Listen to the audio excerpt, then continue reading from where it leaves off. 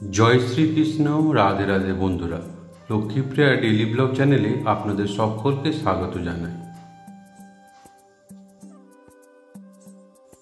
বন্ধুরা, কখনো ভেবে দেখেছেন পুত্র রূপে, কন্যা রূপে, নাতি নাতনি রূপে, জামাই কিংবা বৌমা রূপে আমাদের জীবনে কারা আসে? তাদের সাথে কি আমাদের পুনর্জন্মের কোনো সম্পর্ক থাকে?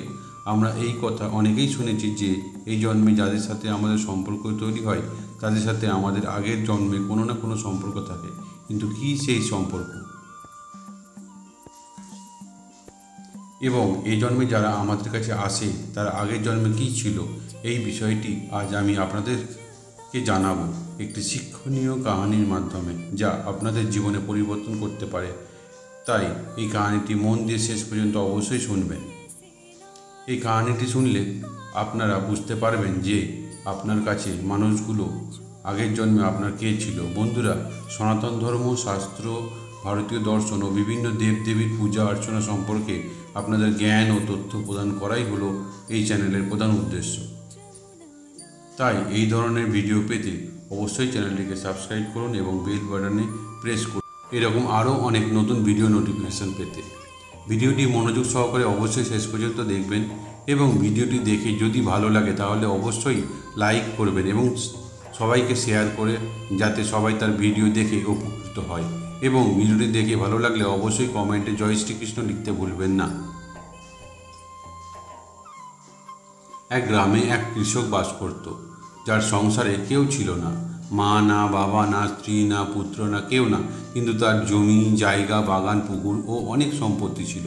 সেখান থেকে প্রচুর আয় হতো, যা সে ব্যাংকে জমা রাখত। আর সেই গ্রামের একজন ব্যবসায়ী ছিল, যে তার ব্যবসায় নিপুণভাবে জানত, কিন্তু ব্যবসা বৃদ্ধির জন্য তার কাছে অর্থ ছিল না।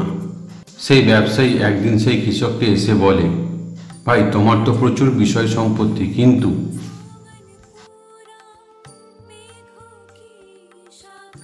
কিন্তু সেখান থেকে তোমার ভালো উপার্জন হচ্ছে না। তুমি এগুলো বিক্রি করে আমাকে দাও, আমি সেই টাকা ব্যবসায় লাগাবো, সেখান থেকে তোমার প্রচুর আয় হবে। ব্যবসায়ীর কথা শুনে সেই কৃষক তার সম্পত্তি প্রায় সমস্ত অংশই বিক্রি করে ব্যবসায়ীকে দিয়ে দেয়। কৃষকটি তার কাছে কেবলমাত্র একটি শখের ফুল বাগান রেখে দেয়, সেখানে তার প্রিয় মহিষ থাকত। এইদিকে ব্যবসায়ী কৃষকের কাছ থেকে টাকা পেয়ে সেই টাকায় ব্যবসা লাগিয়ে দেয় এবং সেই ব্যবসা খুব ভালো জানত বলে শীঘ্রই ব্যবসায় উন্নতি করতে থাকে। যেমন যেমন ব্যবসায়ী উন্নতি করে, ব্যবসায়ীর মন তেমন তেমন পাপ জন্মাতে শুরু করে। সে মনে ভাবতে থাকে যে লাভ্যাংশের অর্ধেক অংশ আমি কৃষককে দেব না। কিছুদিনের মধ্যেই কৃষক বুঝতে পারে যে ব্যবসায়ী তাকে ঠকাচ্ছে। এইদিকে এই নিয়ে ব্যবসায়ী ও কৃষকের মধ্যে দীর্ঘ তর্কাতর্কি হয়। তারপর কৃষক যখন বাড়ি যায়, সে দেখে তার পোষা মহিষ তার শখের ফুল বাগানটি ঢুকে সব কিছু নষ্ট করে দিচ্ছে। কৃষক তখন রাগের মাথায় একটি লাঠি নিয়ে মহিষটিকে মারতে যায় এবং সেই মহিষ তখন তাকে এমনভাবে আঘাত করে যে সেই আঘাত কৃষকের মৃত্যু হয়। তার কিছুদিনের মধ্যেই মহিষটিও মারা যায়। এই খবর যখন ব্যবসায়ী কানে পৌঁছায়, তখন তো ব্যবসায়ী অত্যন্ত খুশি হয়, কারণ সে জানত যে কৃষকের কোনো উত্তরাধিকারী নেই, সুতরাং তার ব্যবসার লাভ্যাংশ ভাগ নেওয়ার কেউ আসবে না। এইদিকে দিনে দিনে সে ব্যবসায়ী উন্নতি লাভ করতে থাকে। কিছুদিনের মধ্যেই ব্যবসায়ী পরিবার একটি পুত্র সন্তান জন্ম হয়। ব্যবসায়ী এই খবর শুনে আরও খুশি হয়ে যায়। সে মনে মনে ভাবতে থাকে যে ঈশ্বর আমার উপরে খুবই প্রসন্ন। ওইদিকে তার ব্যবসা দিনে দিনে ফুলে ফেঁপে উঠেছে। অন্যদিকে বাড়িতে এমন খুশির খবর এসেছে, তাই তার খুশির আর কোনো ঠিকানা রইল না। এইদিকে তার পুত্র বড় হতে থাকে। পুত্রকে ব্যবসায়ী স্কুলে ভর্তি করে। পুত্র খুব বুদ্ধিমান ছিল, তাই ব্যবসায়ী তাকে ভালো স্কুলে ভর্তি করে এবং তাকে অনেক দূর পর্যন্ত পড়াশোনা করিয়ে উচ্চশিক্ষিত করে তোলে। তারপর পুত্র পড়াশোনা যখন শেষ হয়, তখন সে তাকে ধীরে ধীরে ব্যবসা শেখাতে শুরু করে এবং সে মনে মনে ভাবে পুত্র পড়াশোনা সম্পন্ন হয়ে গেছে, সে ব্যবসাও ভালো শিখিয়ে গেছে, এবার তাহলে তাকে বিয়ে দিয়ে দিই। এক সুন্দরী পাত্রী দেখে ব্যবসায়ী তার পুত্রের খুব ধুমধাম করে বিয়ে দেয় এবং বৌমাকে ঘরে নিয়ে আসে। কিন্তু বিয়ের কিছুদিনের মধ্যেই ব্যবসায়ী পুত্র অসুস্থ হয়ে পড়ে। এই খবর শুনে ব্যবসায়ী খুব চিন্তিত হয়ে পড়ে এবং তার পুত্রকে এক ভালো ডাক্তারকে দেখিয়ে নিয়ে আসে। ডাক্তার ওষুধ দেয়, ব্যবসায়ী পুত্রকে ওষুধ খাওয়া, কিন্তু রোগ কিছুতেই সারে না। ব্যবসায়ীর চিন্তা আরও বেড়ে যায়। সে আরও বড় ডাক্তারের কাছে নিয়ে যায়, সেও চিকিৎসা করে ভালো ওষুধ দেয়, কিন্তু কিছুতেই রোগ আর সারে না।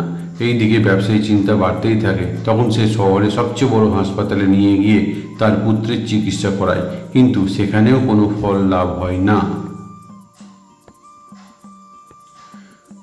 সর্বশেষ ডাক্তার জানায় তার পুত্রের এক দুরারোগ্য ব্যাধি হয়েছে, তাকে সারানো অসম্ভব, সে কিছুদিনের মধ্যেই মারা যাবে। এই কথা শুনে ব্যবসায়ী খুব চিন্তিত হয়ে পড়ে এবং সবসময় তার পুত্রের কথা ভাবতে থাকে। তখন ব্যবসায়ীর এক ভদ্রলোকের সাথে দেখা হয়। সে তাকে বলে, কি ব্যাপার, আপনাকে খুব চিন্তিত মনে হচ্ছে। ব্যবসায়ী তখন পুরো ঘটনাটি তাকে শোনায়। লোকটি ঘটনাটি শোনার পরে বলে, এ তো কোনো ব্যাপার নয়, আমাদের পাড়ার এক কবিরাজ ডাক্তার আছেন, আপনি তাকে দেখান, তার ঔষধে মৃত মানুষও সুস্থ হয়ে যায়। লোকটির কথা শুনে ব্যবসায়ী তার পুত্রকে নিয়ে সেই কবিরাজের কাছে যায়। কবিরাজ মাত্র 50 টাকার ওষুধ দেয়। সেই ওষুধ ব্যবসায়ী বাড়ি গিয়ে তার পুত্রকে খাওয়ায়, কিন্তু ওষুধ খেয়েই ব্যবসায়ীর পুত্র সঙ্গে সঙ্গে মারা যায়। পুত্রের মৃত্যুতে ব্যবসায়ী মাথায় বাজ ভেঙে পড়ে। সে বাড়িতে বসে বসে কাঁদতে থাকে। এই খবর যখন গ্রামের লোকে শুনতে পায়, তখন তারাও শোকাহত হয়ে পড়ে।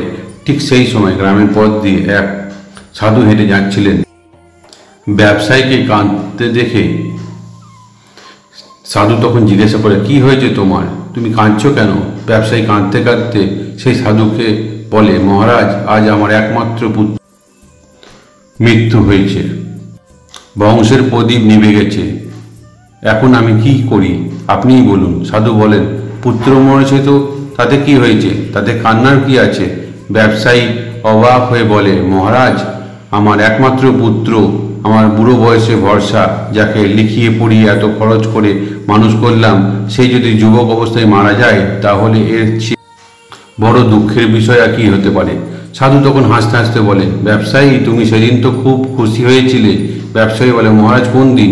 তখন সাধু বলে, যেদিন সেই কৃষক মারা গিয়েছিল, যার অর্থে তোমার ব্যবসা আজ এত বাড়ন্ত। ব্যবসায়ী অবাক হয়ে বলে, হ্যাঁ মহারাজ, সেদিন খুব খুশি হয়েছিলাম। এরপর সাধু বললেন, আর সেই দিনও তো খুব খুশি হয়েছিলে যেদিন তোমার বাড়িতে পুত্র সন্তান জন্ম হয়? ব্যবসায়ী বলে, হ্যাঁ মহারাজ, খুব খুশি হয়েছিলাম। কে না খুশি হবে বলুন, যার বাড়িতে পুত্র সন্তান জন্ম লাভ করে? তারপর সাধু বলেন, তুমি সেদিনও তো খুব খুশি হয়েছিলে যেদিন বাড়িতে টুকটুকে বৌমাকে নিয়ে আসলে? ব্যবসায়ী তখন কাঁদতে কাঁদতে বলে, হ্যাঁ মহারাজ, খুশি হয়েছিলাম, সুন্দরী বৌমা, উপযুক্ত বৌমা পেয়েছিলাম, তাই খুশি হয়েছিলাম। সাধু তখন বললে, তুমি অনেকবার তো খুশি হয়েছ, এবার না হয় একটু কাঁদো, এইসব তোমার কর্মফল। যে কৃষকের অর্থ তোমার ব্যবসায় এত বাড়ন্ত, সেই কৃষককেই তোমার পুত্র সন্তান হয়ে জন্মগ্রহণ করেছিল।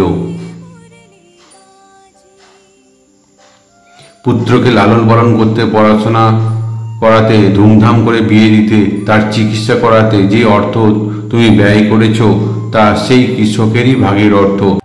তার প্রাপ্যের মাত্র 50 টাকা বাকি ছিল, তখন সেই কবিরাজের মাধ্যমে সেই টাকা তোমার কাছ থেকে আদায় করে নিয়েছে। ব্যবসায়ী তখন কাঁদতে কাঁদতে সাধুর পায়ে লুটিয়ে পড়ে এবং বলে, মহারাজ, সবই বুঝলাম, কিন্তু এই যুবতী বৌমার কি অপরাধ? এই মেয়েটি কেন এই বয়স থেকে এত কষ্ট পাবে? সাধু তখন মুচকি হেসে ব্যবসায়ীকে বলে, ব্যবসায়ী, ওই কৃষকের এক মহিষ ছিল, যাকে সে খুব ভালোবাসত এবং বিশ্বাস করত। সেই মহিষ কৃষকের সাথে বিশ্বাসঘাতকতা করে এবং সেই মহিষের আঘাতেই কৃষক মারা যায়। এই যুবতী মেয়ে হচ্ছে সেই মহিষ, যে এই জন্মে তোমার বাড়িতে বৌমা রূপে এসেছে। যেহেতু যুবক অবস্থায় সে কৃষকের সঙ্গে বিশ্বাসঘাতকতা করেছিল, তাই এই জন্মে যুবতী অবস্থায় তাকে এই কষ্ট পেতে হবে। সাধুর এই কথা শুনে ব্যবসায়ী তখন কাঁদতে কাঁদতে সাধুর পায়ে লুটিয়ে পড়ে, বলে, মহারাজ, আমায় ক্ষমা করুন। সাধু বলেন, ব্যবসায়ী, আমি ক্ষমা করার কি? এ সবই তোমার কর্ম। এই সংসারে সবাইকে কর্মফল ভোগ করতে হয়। বন্ধুরা, কথাই আছে, যেমন কর্ম তেমন ফল। ভগবান শ্রীকৃষ্ণ গীতায় বলেছেন যে মিথ্যা প্রতারণা অজুহাত আপনাকে কিছু সময়ের জন্য সুখ দেবে, কিন্তু ভবিষ্যতে আপনাকে এর মূল্য দিতেই হবে।